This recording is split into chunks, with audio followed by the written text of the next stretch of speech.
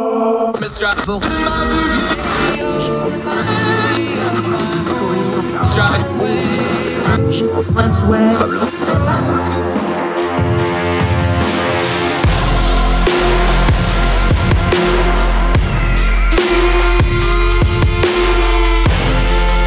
host, Andrew Donaldson. This is Heard Tell. Welcome back to Heard Tell. Okay, new face. Love having these on. We're going to go almost all the way out west, at least where those mountains get real, real big. Look, I grew up in West Virginia. We got hills. They got mountains. Denver Post columnist, Krista Kafer. So glad you're joining us. Thank you so much for the time, man. It's great to be here. This is going to be fun. Well, here, there, over yonder, up yonder. Mom's listening up yonder, up on top of our mountain. How you doing, Mom? If the Facebook's working, you never can tell because we don't have broadband in West Virginia yet. We'll talk about that some other time. They just got off dial-up like 6 years ago. It's crazy. I can't do this show when I go home because I can get a hotel room and get enough internet to do it. That's the only way I can do it. It's that's crazy. It is crazy. It's an economic issue. We'll bang that out some other time. You write at the Denver Post. I guess you just decided you had enough friends in the world and didn't want to be popular in the internet because you wrote a column. I can't believe I'm going to say this, defending virtue signaling. Now, I see some hot takes from time to time, but that's a new one. Krista Kafer, defend your piece. We all do it, right? We all do virtue signaling. Everybody's at some point had a bumper sticker on the back of their car, maybe a sign in their yard, even the things that we say and tweet. It's a way of signaling that we're in the group, that we agree with others. It's a way of telling people who are outside of the group that, hey, we're not like them. We're like these people. And I get that. It's fine. Where I draw the line is when legislators start using taxpayer money to virtue signal through their ordinances or laws. I'm thinking, you know what? Get a sign, buddy. Yeah, and it's funny enough, I'm a nomenclature guy, so let's talk nomenclature because part of the problem is with virtue signaling is it means whatever you want it to mean, right? And different people use it differently. And the tone of voice I put it in, because I can say virtue signaling, I can say you're virtue signaling, it just changes it. Cambridge actually sat down and made a definition of this thing. They say it's an attempt to show other people that you are a good person, for example, by expressing opinions that will be acceptable, keyword here, to them, especially on social media. Now there's an Urban Dictionary one too, but we have to be FCC compliant for the radio, so we'll skip that one. Is that a good definition, do you think, working? Because I think the two key words there, I'm not big on grammar. My editors will tell you this. I'm terrible at it. But I think the to them and expressing that you are is kind of the keys there, yeah. Yeah, I mean, I'm expressing to other people. So let's put it this way. If I'm a big pro-lifer, something I've been involved with for the better half of my life. Even when I was a Democrat, now I'm a Republican. I've been an independent, but I've always been pro-life. Now, if some crazy nutball out there were to shoot up a clinic, and it has happened, most of it in the deep past, but I would feel sort of like I had to say something on Twitter to say, look, I hate violence. All violence and murder is bad. Even though anyone who knows me knows that I am pro-life. I love all people. I'm against the death penalty. I'm basically against killing unless it's in self-defense. And yet I would feel like I'd have to virtue signal to say, look, I'm pro-life, but I hate this thing. Similarly, people on the left, friends on the left of mine, they may have a sign in their yard that says science is real and love is love and all this stuff. They're signaling to other neighbors like them that, hey, they're open-minded, they're tolerant, they love women, they love immigrants, they think gay marriage is a good thing. I don't begrudge them that. If they want to do that, if that makes them feel good, you know what? I can just look at the trees and the bushes. I don't have to look at their sign. This is going to be a weird question, but I've been thinking a lot about this because oldest daughter got her first little house, and she has very strong political viewpoints. And then, of course, the house right across the street has flags and yard flags and the yard signs and all kinds of paraphernalia for the opposite of her views. And I'm like, welcome to being an adult, kid. This is just what it is. Has merchandising really, really ruined political virtue signaling? Because now you can just get the shirt, or you can just get the hat, or you can get the bumper sticker, you can get and I know this has really gotten ramped up the last few years because our, Trumpian friends have really took it to another level. But let's be honest, at some point, our progressive friends are going to figure out this a good slogan. They're going to have good merchandising too. We've all seen it. is merchandising really screwing up our viewpoint on this? Because we really can't spend money on it. And then where you spend your money, that's where your heart goes, the old saying goes. I don't think we can separate those two things in this particular instance, can we? No, it's kind of gotten corporate. It's become sort of corporatized. I think about, what is it, the whole month of, I don't know if it's February or March, it's Gay Pride Month. And yet, you got Target and Walmart and all, I don't know about Walmart, but definitely Target and a whole bunch of different retailers putting out rainbow this and rainbow that. And, I'm from the 70s. I liked it better when the rainbow was just the rainbow. But now it's like there's all this merchandise that comes out. And it's not even, I mean, how exactly is the rainbow and rainbow colored shoes or jewelry actually related to gay pride? I don't know. But it's definitely corporatized it. And I guess, people like to wear on their person or their car or their house things that signal about them. And I'm just thinking that, hey, everybody does it. It is a little tacky at times, especially if you don't actually mean what you say you mean. But I'm not going to begrudge somebody. I have an anti-zombie sticker in my car, and I guess that's saying something about me. Hey, I've seen whole vehicles that are zombie response vehicles taped all the way Yeah. down the side and painted on them. But, I guess that's a very safe one since, they're not real and you don't have to deal with it. Is that part of it too here? Because look, we had a guy down here on the corner across from the shopping center down here. He was selling flags, and he was selling Trump flags, and he was selling rainbow flags, and he was selling One Love flags, and he sells all of them. And he's like, well, I don't care. They're all the same price, $20 a flag. And that was his take on it. But that's not the internet take. When we move this into the social media realm, and my thing lately has always been, you're a columnist, which means you're an observer of humanity, because that's what you got to be a columnist. Yes. The thing about it, I think we just need to add social media to money, power, and alcohol. It just reveals whatever you already are, and it takes the barrier down, right? That's what social media, people think they're bulletproof when they smash send. When you start putting this part of it to it, the virtue signaling stuff, or worse, you get really offended at somebody else's virtue signaling that may or may not just be an innocent thing that they're just doing to feel good about themselves. This gets to be a toxic mix pretty quick, doesn't it? And it's not because social media is bad. It's because we're making it that way. I think social media is whatever you want to make it out to be. So on Twitter, my rule is this, and my Twitter thing is at Krista Kafer, my name, pretty easy, is that if somebody is really rude to me, I mean, not just disagreeing, but just being nasty or hateful, they automatically get muted and I don't respond to them. In the meanwhile, I only follow people that I respect. A lot of journalists, I follow you, I follow people who have interesting opinions. I also follow a lot of scientists and a lot of bird photographers and people who photograph spiders, because I like wildlife. I think it depends, who you like, who you want, the communities you want to be part of, you can be on Twitter. So my Twitter experience is about 99% positive because I only correspond with people that I like.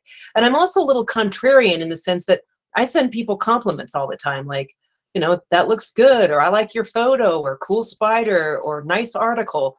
And I think you can be it sounds like a bumper sticker, but you can be a force for good on Twitter.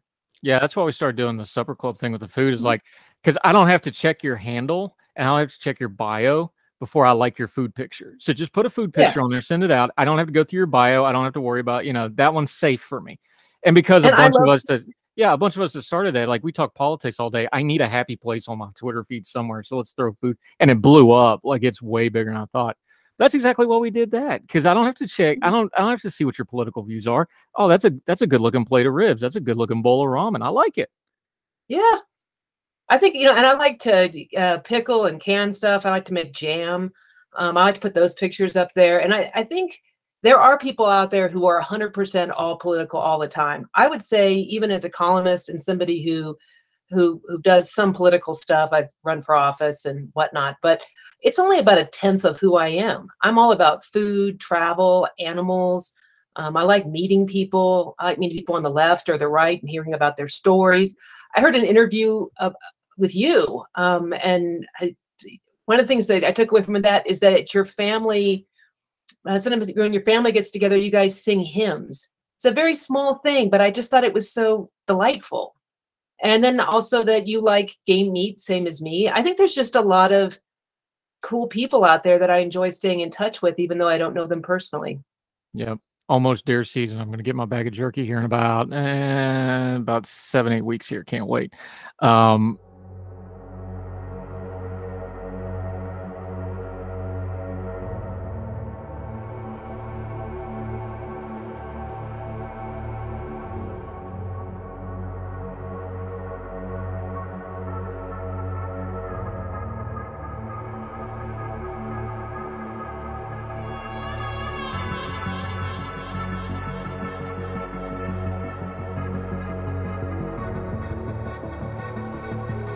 When you're talking about virtue signaling, if you know who you are, it makes it a lot easier to get your points across because people want real. Like, you're a columnist, you're a public figure, you've done, congressional staffing, so you've done like statistical analysis. People want real. And something that's happening online is folks are figuring out really quick who's real and who's not. But that's a two-edged sword because with this virtue signaling stuff is you can also reveal that you're not real in a really big hurry when you don't actually mean to. I don't know that that's really a fixable thing because that's an individual thing. That's a First Amendment thing. Where that changes, and this is where you get into it in your piece, is that's you and me and Joe Schmo and Buddy up Cabin Creek and whoever talking about it. And, the crazy pothead in Parker can say whatever they want to say out in Colorado, right? When the government starts doing it, though, and a government official or an elected official or an unelected bureaucrat for that matter, and they start putting the power and force of government behind something like that, though, it changes into a very different thing, though, doesn't it? It certainly does. And I highlighted a couple of things in that piece where we first was and I say this, I'm basically a right-leaning columnist at a left-leaning paper. I'm kind of like the Ross Douthat and the George Will, only out here in the middle of flyover country. And I tend to poke fun at both sides because I think, at any given point, someone is doing something stupid somewhere. And sometimes they're Republicans, sometimes they're Democrats, sometimes they're independent. A lot of the, Green Party, Libertarian, whatever. And so I picked out a couple of different examples of lawmakers here in the vicinity, both on the left and the right, who did things that will not hold up in court. I believe they did them to virtue signal, to show to their base, hey, I'm with you. And the first one was a conservative county commissioner decided that he was going to go after a Pride Fest event that is held on the fairgrounds of basically a conservative leaning county. Now, I'm not into Pride Fest. I don't go to them. I don't care. But because there was a wardrobe malfunction and a fake boob on a male performing as a female was shown, this lawmaker is using that as pretext to make sure that Pride Fest can't come back to the fairgrounds. And the same commissioner, he threatened to buy a big park from an adjacent jurisdiction because that adjacent jurisdiction had put in place a concealed carry ban in parks. So, but the district can't even afford the property. So again, it's kind of threatening something that can't happen. And then we got a big left-leaning district out in Boulder that has decided there's no gun shows at county fairs. And that's not going to hold up in court because you can't allow other kinds of buying and selling opportunities and not allow lawful gun sales on the same fairgrounds. So I draw the line here because these are all sort of virtue signaling. They're telling their base, look, we're anti-guns or we're anti-Pride Fest. Whereas I'm thinking, how about you just get a bumper sticker and then spare us and spare your staff the time it's going to take to put this in, and then to also try to hold it up in court because it's not going to hold up. So you're wasting taxpayer money. And it's not just wasting taxpayer money. This is something I've tried really hard to do since I started doing public writing, and then later that led to media. A lot of what we talk about is virtue signaling or even, ideological things. The real hot button culture war stuff is to kind of turn the noise down on it and get into it. And it's like, okay, is this really a problem or is this a vehicle somebody's using for power? Mm-hmm. And more often than not, if it's something really loud, like that gun show, like the Pride events, like, drag queen story hour on some state, 2,000 miles away, somebody going after a church during COVID, you can pick. Both sides are very bad at this. Whatever you're going to pick, almost without exception, if you dig and dig and dig enough, you end up coming to somebody who's when you really get down to it, they're just saying, I don't like this and I want the power to make it stop. That's not virtue signaling, that's abuse of power. Unless it's something criminal, in which case there's already a criminal code, or morally wrong, in which case you have some civil options to go to court and try to stop it and argue your case. It's always, when you strip it down and you get rid of the buzzwords and you get rid of all the nonsense and you get rid of people's feels, to use the vernacular of the kids these days, it's really mostly going to be about somebody wanting power to make somebody else do something they don't really want to do, but they think they should be doing, right? Yeah, I think you're absolutely right. Virtue signaling becomes power, abuse of power, when lawmakers decide that they can foist their will on the rest of us. My thought is this: if you don't want to go to Pride Fest, don't go. All the people who witnessed that wardrobe malfunction were people who meant to be there. And yeah, they did bring their family with them. That is their choice. They have a choice to be able to go, and they made that choice. I wouldn't make the same choice. And if you don't want to make that choice, don't make it. Same goes for gun shows. If you don't want to own a gun, if you don't want to go to a gun show, don't go. But don't begrudge a law-abiding person the opportunity to buy a firearm. And here's the funny thing, is that when you look at statistics, the people who commit crimes generally don't buy their firearms from gun shows. Gun shows are where law-abiding people go to buy firearms. And same goes with the concealed carry ban in Denver area parks. People who have a concealed carry permit are the least likely to commit crimes if you compare them to other people. So there is virtue signaling, everyone does it, but when you're doing it and enhancing your own power and really discriminating against other people, Douglas County is saying that, hey, if you want to have a festival of some kind, you can come to the county fairgrounds. Unless you're gay and you're about gay pride, then you can't come. Boulder County is saying, yeah, you can come here and have some kind of a big swap meet. You can sell, rocks and gems, whatever you want to do. But if it's firearms, you can't sell it. And you just can't do those things. You cannot have viewpoint discrimination. You cannot use the power of government to force your viewpoint on other people.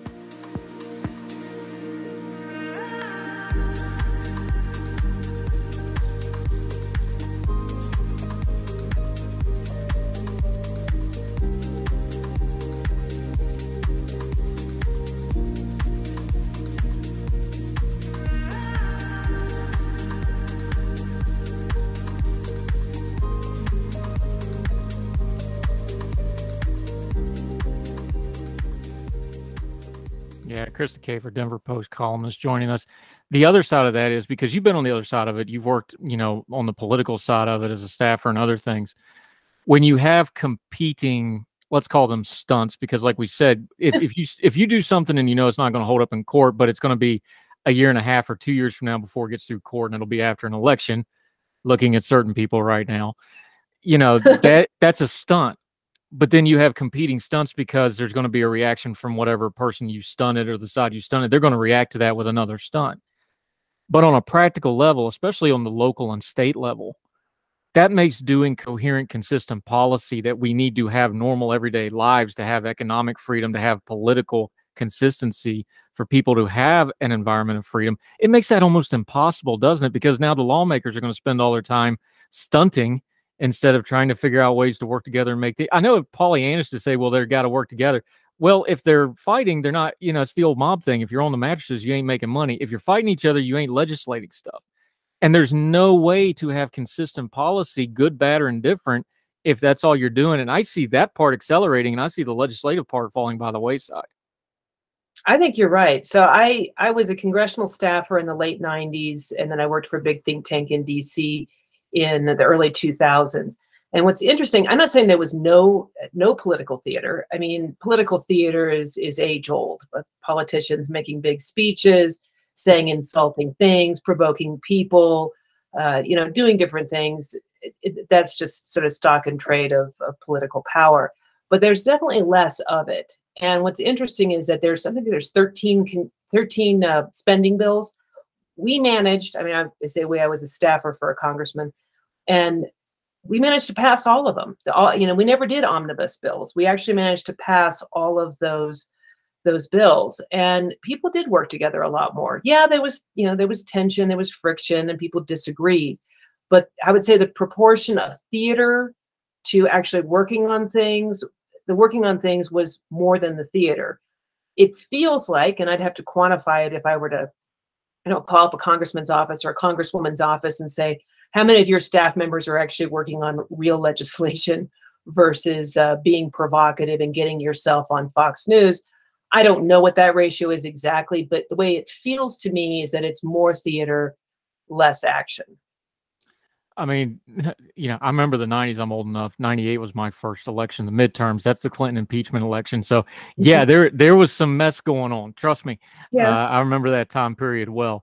But you mentioned it, though. What changed in the 90s was the rise of network news as we now know it. We started getting the internet. We started having, alternate media. Things like Rush Limbaugh was at his peak in the late 90s, early 2000s. The internet started changing it. Then it changed again in the mid 2000s with smartphones. It's changing again now because you have even more technology. Virtue signaling is one of those things that seems to fit the new media environment really, really well, because you can go to that way faster and it fits into, the characters on Twitter, and you can get it on a TikTok real fast. It almost feels like something like virtue signaling, which is already an ingrained part of human nature. You can call it other things throughout human history, but it's always been there. This media environment, it's almost like it's tailor-made for it. So, observer of humanity that you are, what do you think's a more productive way for people to talk about it? Because calling out hypocrisy never works. If you take, any kind of debate class ever, they'll just be like, never address hypocrisy because you just end up in a circle. So calling out hypocrisy on virtue signaling is never going to work, and we're all doing it. So that's not going to work either. What's a more productive way to have this conversation, do you think? It's hard to virtue signal face to face. It's something you put on your Twitter account, you put it on your car. But when you actually sit down and talk to people, people don't talk in slogans. They don't sort of push those things on each other. So I guess I would recommend more face-to-face conversations, and also just having the discipline to say, I'm not going to follow people who are provocative. I'm not going to respond to people who are provocative. I have basically a no response rule for myself, that if somebody is nasty to me, I just mute them. I'm just done. Because what they want to do is they want to provoke me, and then I'm supposed to provoke them, and then they're supposed to provoke me again. And it's sort of like a tit for tat, provoking and virtue signaling. I don't want to do any of that. It's a total waste of time. I'd rather waste my time on Wordle, frankly. You know what I mean? If I'm going to waste my time, it should be on dog videos. It should not be on trading tit for tat for some angry person. So for the most part, if somebody comes at me with a criticism of my column or something I've tweeted that is reasonable, of course I'll interact with them. But if they're going to be nasty, then it's just automatic mute. And I think having both the discipline to be disciplined in our social media interactions, and then also just making the time to spend time with people. I have a lot of friends on the left, which surprises some folks because I've been a person of the sort of center right for a long time. And we don't talk about politics most of the time. We talk about food and travel and stuff that we like, animals. Basically, if you like dogs, I probably like you. I have, very rarely we'll meet somebody who likes dogs or horses that is not a likable person. But generally speaking, if you like animals, I'm there. I love food. I'll feed anyone. I'll eat anyone's food for the most part. I love travel. I love to meet people from other countries. It's that kind of face-to-face interaction that takes us away from virtue signaling and maybe just being virtuous. Yeah, and my rule is, I started doing was anything, unless it's somebody I really know well, I'll go along with them. The third tweet is like a bar after midnight. Nothing good's going to happen after that third tweet usually.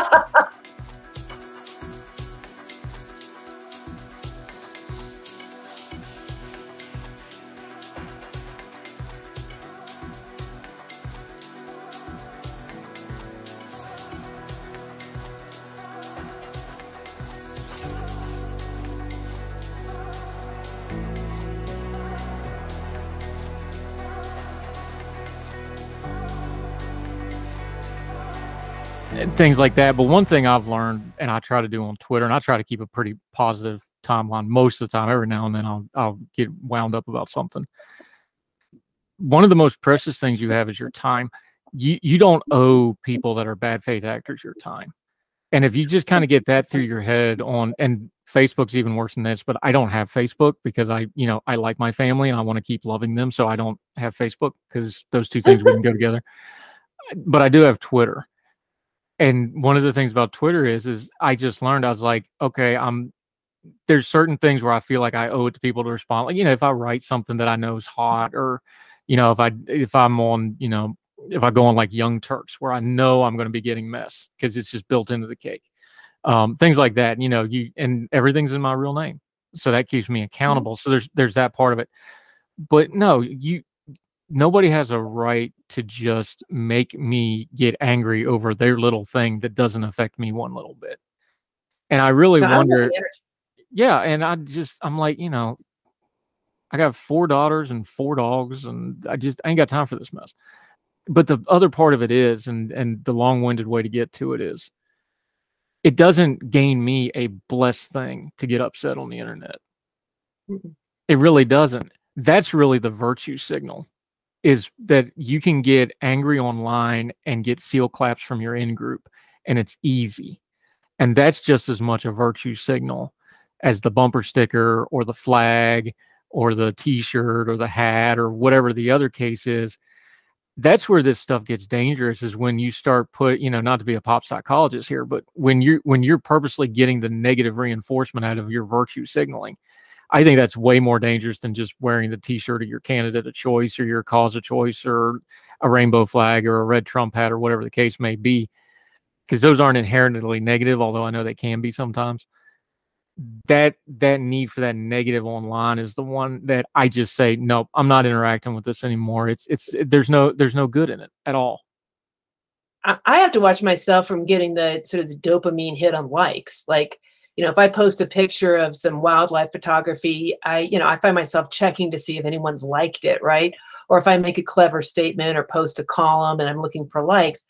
And I just have to monitor myself to make sure that I'm not using that as my main source of dopamine.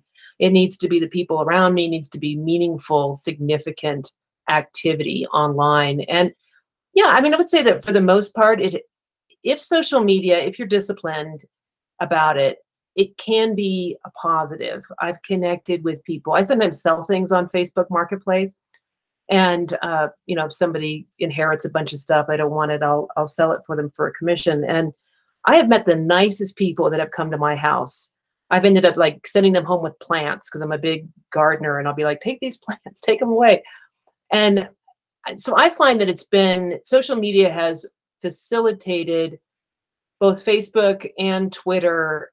I've met some really interesting people that I correspond with. But I just use the self-discipline. If somebody is nasty or inauthentic, I don't know who they are, if they actually are a real person, why should I interact with them? And like you, everything is under my own name. So my public Facebook page, my Twitter page, my Substack, my column, everything is under my name. I never send out any message that is not attached to my name. So if it would dishonor my name, it's not going out. Yeah, it's something I do too, because my kids are all old enough. They don't even have to have a Twitter account. They can just Google my name and my Twitter feed's first thing pops up. So keeps us all fair. Krista Kafer, always love talking about this stuff, because this stuff's important, because you can talk about the politics and the policy stuff, but if you're not, doing good stuff on your own line, none of that stuff matters, because nobody's going to listen to you. The dopamine hit of talking to good people, though, because I've made some really important to me relationships just through the Twitter now over the last 4 years. And yeah, I'm glad you brought that up. Krista Kafer, thank you so much for the time today. We're going to definitely have you back. We're going to get you in the rotation. We need a Western correspondent, so that might be you out there in the Rocky Mountains. Until we see you on Heard Tell again, let folks know where they can find you, where they can follow you, keep up with your work until we get you back. So Krista Kafer, Denver Post is one place you can get it. If you want to, you're going to hit the paywall if you look for my stuff in there. If you don't want to pay it, you can also, I also retweet those or reprint those at my Substack, which is Anomalous Take, like a weird take. It's anomalous. And you can check me out there on my Substack. Follow me on Twitter. You know, you at least get some cool pictures of spiders and my dog. And yeah, thanks for having me on. You're somebody I've admired, and I just enjoy the things that you tweet out. I love your love of food, and I like learning more about West Virginia. So the fact that you contacted me after just thinking you were cool, I heard an interview with you, your story, how you got to where you are now, and I just found it really inspirational. And this is a good example of meeting somebody through an online presence that's nice. You're too kind. I will admit though, I'll confess it. If the timeline gets a little slow, I may or may not throw a dog pick on there just to make things pick up. That I may not have full integrity when it comes to. There's enough of them running around here, that's for sure. In fact, we got a rescue. We're picking up Wednesday, so there's another one coming. God help us. But thank you so much for that. That's very kind. And that's what we try to do. So I appreciate it. And that's what we try to do with this show, because we're the non-yelling show. We talk to everybody. So definitely we'll have you back, my friend. The piece is in the Denver Post. We will link to it. Read the whole thing for yourself, like we always say. And we'll have you back again soon. Krista Kafer, thank you so much for the time, man. Thank you. Yes, man. Thank you.